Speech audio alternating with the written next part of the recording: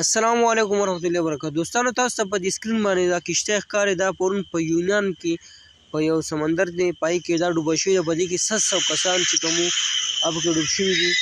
تاسو ته دا ویډیو ښکاري په دې کې 700 کسان ډوب شوي. خو دوی وایي چې د 80 نه تر 100 کسانو پورې پته لګېدلې ده. نور پته نه لګېدلې. تقریبا 12 کسان چې کوم دي ژوندي دي، نور پکې ټول وفات شوي دي او الله پاک دې وبخښي.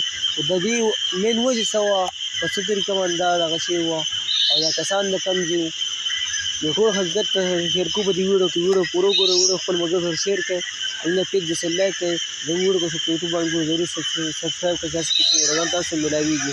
ورګرو دا کم پس نمبر چینل چې کوم دی د یونان، هغه چینل والا دا وایي چې دا کوم مسافر چې دا وو وی رومبی تلي دوبۍ ته، دوبۍ نه بیا یونان ته تللی، یونان نه بیا تللی یورپ ته. یونان چې کوم سمندر دی په دې کې زیات کشتۍ، وړې کشتۍ چې په هغه کې سر اړو تللی هم نه شي، غټه کشتۍ دی خو په دې کې اوبه ډېره زیاته ده. نو 4-5 کشتۍ په دې کې ډوبې شوې. خو زیات تر کسان چې پکې وګورو 300 کسان تقریبا دوی وایي چې پاکستانیان دي، نور وکیم سره افغانستان دی، یو ملک بل ملک دي. خو لکه ډېر کسان چې کوم دي پکې پښتانه مري، ولې مري؟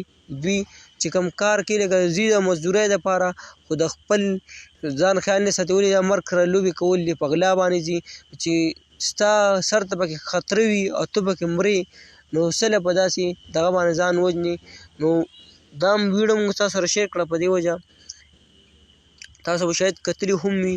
نو دې کې ډېر کسان لکه مسافر چې وو پکې وفات شو او الله دې مغفرت نصیب کړي. نو موږ هم دا پکار دي چې لکه داسې مسافرۍ باندې تندر لکه بیا که ځایم نو ښکاره دغه باندې ځای نو هم څه مسله به نه سر ته خو خطره نه وي. نو دې کې تقریبا 700 کسانو چې 300 کسان پاکستانیانو او د 80 نه والا تر 100 پورې کسان وګره پیدا شوي دي. 12 پکې تقریبا ژوندي دي، نور ټول وفات شوي دي او زیات کسان چې کوم دي د پاکستان دي، څه پکې د افغانستان دي. دغه ویډیو ستاسو سره موږ شیر کړه، نو خپل ملګرو سره هم شیر کړئ. زموږ پیج سره لایک کړئ، زموږ ویډیو کو په یوټیوب باندې ګورو، ضرور سبسکرایب کړئ چې داسې قسمي ویډیوګان تاسو ته په ټایم باندې میلاویږي.